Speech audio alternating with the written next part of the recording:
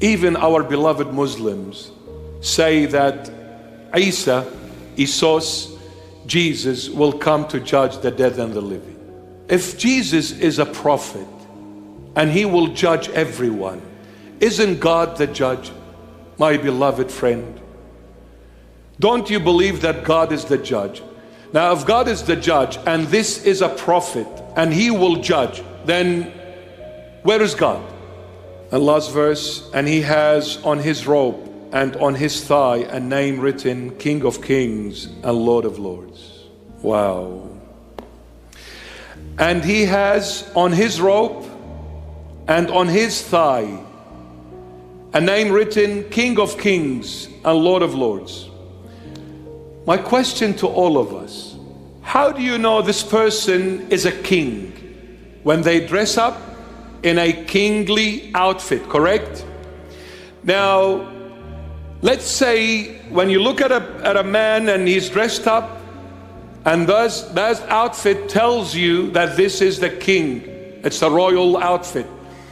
Imagine we bring this king and we strip him of all his clothing and we leave him naked. Would people know this is a king? They won't. The only time you recognize a king by the outfit he puts on, correct? But look at the Lord here. He says, and he has on his robe and on his thigh. When will you see the man's thigh? When you strip him of his clothing, true or not? So on his robe and on his thigh a name written, King of Kings and Lord of Lords. What this verse is trying to say, that Jesus Christ is always king when they took him on the cross fully naked, and he is king when he is fully dressed up in his kingly outfit.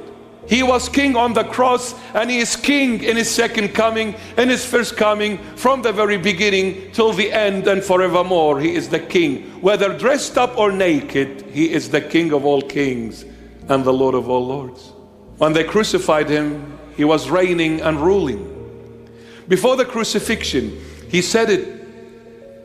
He said, if it wasn't my Father who gave me this, you wouldn't have been able to capture me.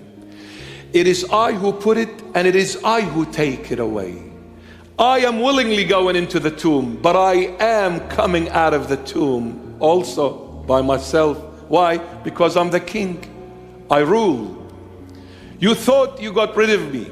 You thought you stripped me naked. You thought you kicked me, punched me, and slapped me, and whipped me, and nailed me on the cross. All of that time, I am the King of Kings and Lord of Lords, because I came to establish the kingdom of heaven on earth. That's why I allowed you to do it. I am the one who rule. Even when you nailed me on the cross, I was ruling over you. In my utmost weakness, I am the king.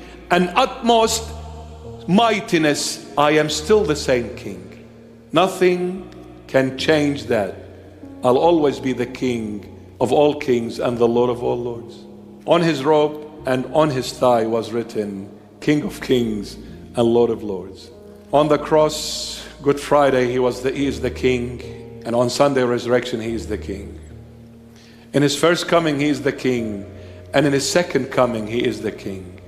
He'll always be the king. You know why?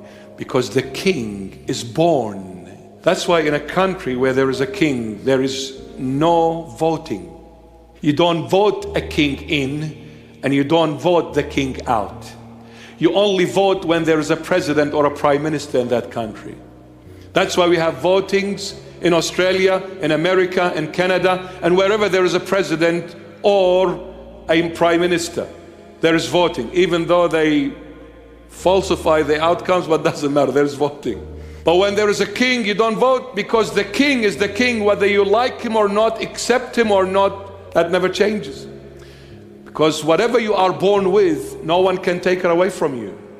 Jesus Christ is born from his Father from the very beginning as the king. So he will always be the king. Whether you drag him in the street or he sits on the throne, he is ruling. There are some people nowadays in the end of times, they think they are ruling the world. That's just a wishful thinking. Believe me.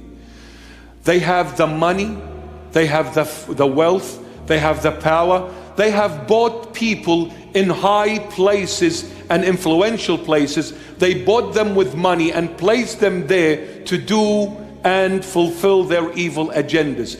In this, they think they can do whatever they wish and get away with it. It is a wishful thinking.